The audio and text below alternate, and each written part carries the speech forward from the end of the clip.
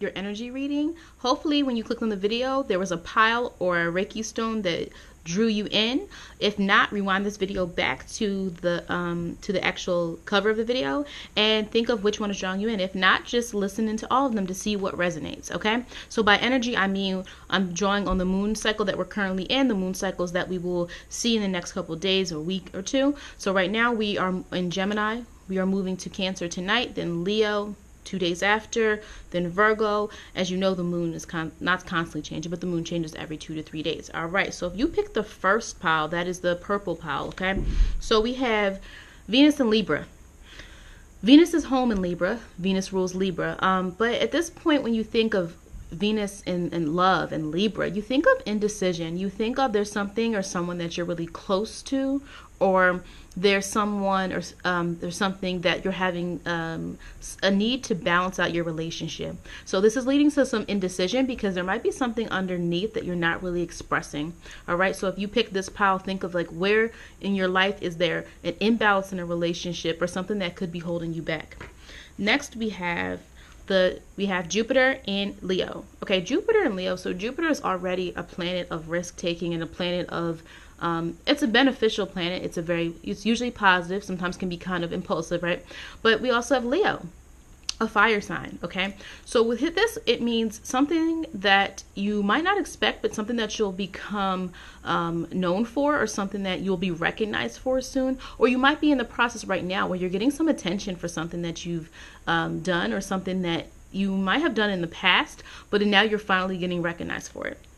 And next, if you pick the first pile, we have Saturn in Cancer. Okay, so when Saturn's in Cancer, you have a planet that's very discipline oriented. That's the planet of harsh lessons, Saturn. And then you have Cancer, the house of nurture and home and things that are comfortable in our security. This could indicate right now you're in a place where you might be helping someone else out, or you might have to help someone else out because you might have more resources than them or more experience. You might have something that they don't. So it could indicate something in the future where you're called on to assist someone in some way.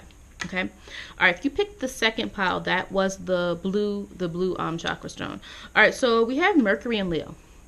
Okay, so Mercury in Leo is great for creative ideas. Mercury is a very fast moving planet, and Leo likes to do a lot of things. Leo likes attention and praise and creativity. So this card is very positive if you're thinking of new ideas, or there's a need for you to take the lead on a certain project. Ideas may come very quickly to you. However, this card can also indicate quarrels, problems with conflicts, arguments, and things of that nature, because Leo can be a little prideful, so just be on the lookout for that. Another card in that is Mars and Gemini. Gemini is fast talking and Mars is fast moving. Okay, so when you have those two together, that means you're making a decision very quick. So there's something that you're not taking any second guesses on. There's something that you're not going to wait on. You have an idea, or maybe you've even been communicating with other people, because as we know, Gemini is a sign, or is the Gemini people love to communicate and talk and socialize. So it means some kind of fast moving idea that you have. And next we have Moon in Cancer. All right, so Cancer's already come up twice, and the Moon is about to be in Cancer soon. Or even if the Moon wasn't in Cancer, a lot of Cancer energy shows some of us might be having something going on with our home situation right now. All right, so Moon in Cancer, it's home, right? The Moon rules Cancer. This might have something to do with your home base. Okay, this might have something to do with there's something going on in the household that is taking up a lot of your time. The Moon is also representative of mother. Okay, so this could also have something to do with you as a mother, if you're a mother, or if you're not a mother, you're not a female. Could have something to do with your mother or the females in your family, and maybe some type of need for you to take care of some home issues at the moment. Okay, all right, so that was it for the first two. So now if you picked the jade colored Reiki stone, these are the 3 cards for you. All right, so we have Jupiter in Cancer. Jupiter in Cancer, Jupiter is actually exalted. That means it's a pretty favorable combination, all right? So Jupiter in Cancer usually means a lot of luck and a lot of positive energy regarding your communication with other people that are close to you, okay? So with this, it means like there's a lot of energy going on where you're having favorable connections, where you might feel there's a lot going on with you and other people, and you're accomplishing a lot together. But these are usually people that you're very close to. So this card is a very favorable one. And then we have Venus in Cancer. All right, so you have 2 Cancer cards if you pick this third one. That means your home base and the people that are most closest to you is a huge concern, or not concern, but it could be a huge theme going on in your life right now. All right, so when we have Venus in Cancer, here's what you have to remember. All right, Venus is the planet of love, and Cancer is a very nurturing water sign, but at the same time, Cancer likes security. So though Cancer can be nurturing, you have to remember the Cancer is nurturing to people they're close to, because Cancers can be kind of, I have my Venus in Cancer. So Venus in Cancer can sometimes be skeptical of people. They need to trust. Trust is a huge thing for Cancer people and Venus in Cancer. So this card means some type of connection with people that you're close to in regards of love, loyal, so maybe finding a way to trust people, finding a way to finally feel that you can trust in other people. And next we have for you Moon in Scorpio. All right, the Moon in Scorpio card deals with you kind of hitting under some layers, okay? So there's a lot going on. So if you pick this third one, there's a lot going on with you regarding your feelings, okay? Scorpio is another water sign. All right, so I'm looking at patterns here. So Moon in Scorpio, there's something that you're not telling others. There's something underneath an issue that you might be waiting for more information, or you might feel that if you tell this information, you're going to lose some of your power. So there's a lot going on with you regarding your emotions if you pick the third one. All right, and our fourth one, so this was the brownstone. All right, we have the Moon in Libra. The Moon in Libra. All right, when the Moon is in Libra, it is pretty stable, okay?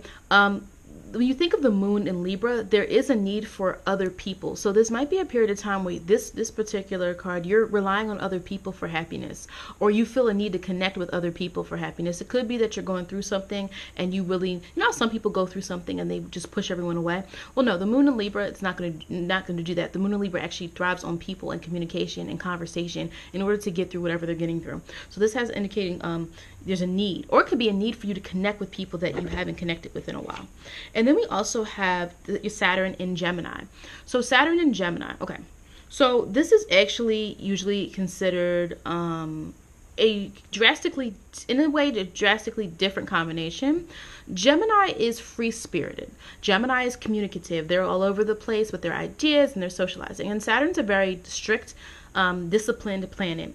Okay, so when you have Saturn in Gemini, what happens is you have a battle between air, right, this free-forming thing, and the rigidity of Saturn. Okay, so this has to do with, though, at this point, though, you are more focused than you might usually be. There's a certain situation where you are really pondering and thinking on it, and this is a situation where you might have to be making a very serious decision, and instead of being free forming like the Gemini could be, you might be really kind of holding your cards very close to you in order to really figure out what you want to do next with the serious situation that you're facing.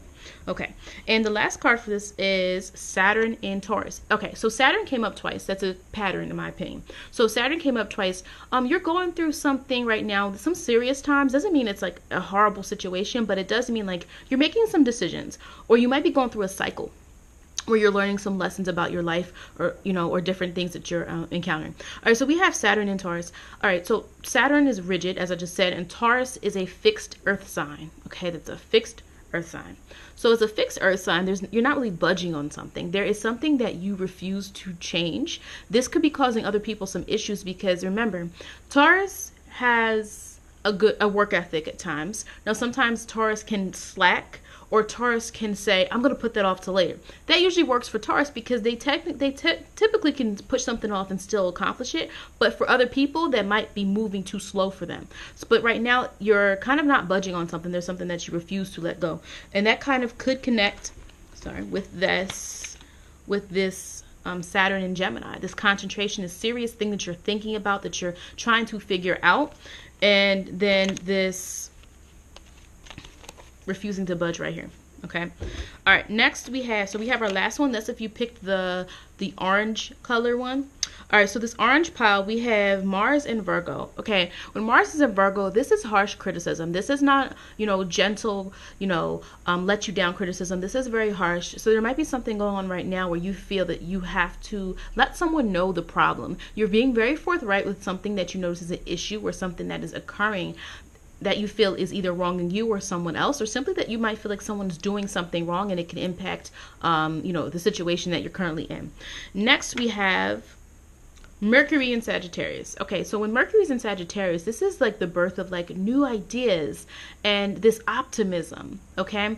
And this new belief in new thought patterns, or meeting new people and talking to them and communicating these new ideas. So you might be in a period of time right now where you are thinking of how to approach things in a new way, using the new knowledge that you have, using the new people that you met, or using something that wasn't there before, and you're kind of just opening your mind to new ideas. This could mean also changing your mind, okay, if something recently has shifted. And last card we have for you is the Moon in Taurus. Okay, so the Moon in Taurus and Moon in Libra. Okay, so Taurus and Libra are both ruled by Venus, but the moon reflects differently.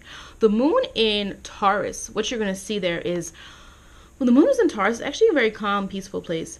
You're not overly emotional right now. In fact, this could indicate a change that recently happened. It could indicate that there was a point in time where there was something that you were worried about or something that you were concerned about. But at this point, you've kind of calmed down. Or it can mean something that you are concerned and worried about or very anxious about in the next couple of days or next week or so, or next month even. You're going to see like a calm coming to you. Whatever it is that you are worrying about is more stable.